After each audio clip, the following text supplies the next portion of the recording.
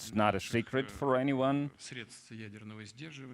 The novelty, the state-of-the-art nature of our deterrence means is better than any other state. I believe that in the nearest future we will have a chance to announce a new weapon.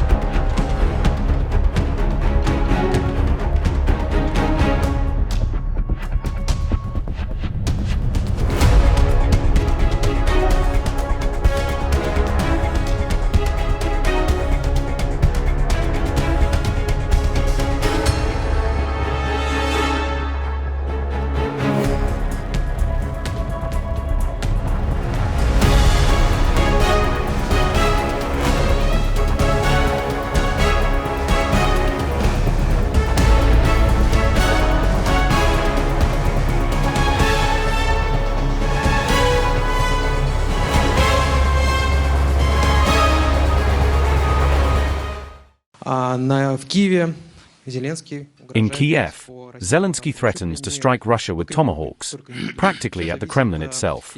Some say this is a kind of blackmail against Russia.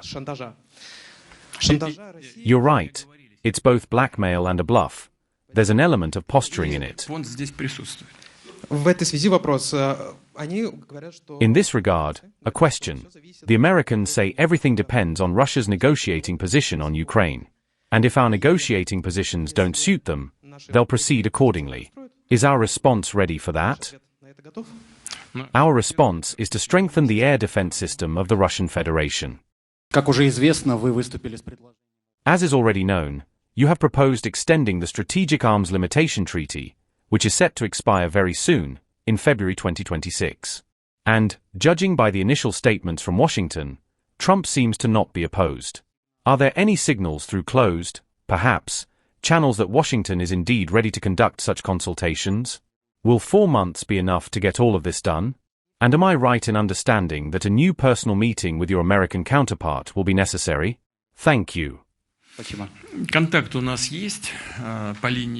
We have contact through the Foreign Ministry and the State Department.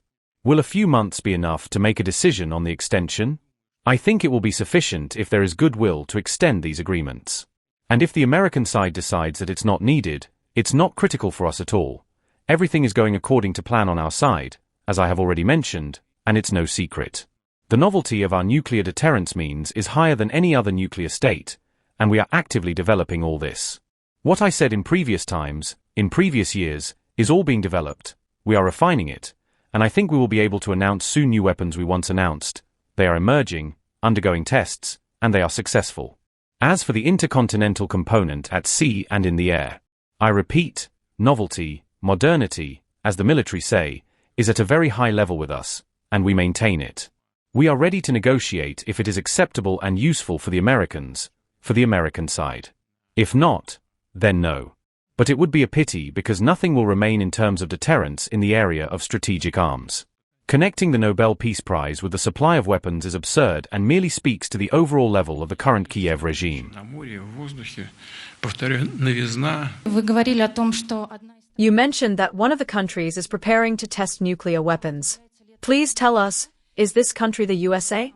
If, as you said, Russia will respond metrically and also test nuclear weapons, won't this throw our countries and all of humanity back to the 90s, when the whole world refused to test nuclear weapons, and won't it provoke a new nuclear race between Moscow and Washington? Thank you. I think, honestly, a certain race is going on. Whether it will set us back or not is hard to say, but I didn't say the USA is preparing. I said some countries are preparing for tests. This is also well known to specialists, because there is always a temptation to check the effectiveness of the war fuel that has been stored in missiles for many, many years.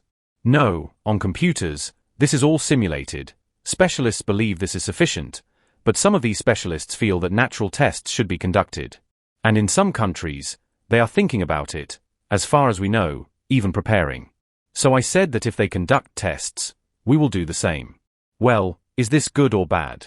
In terms of ensuring security, good.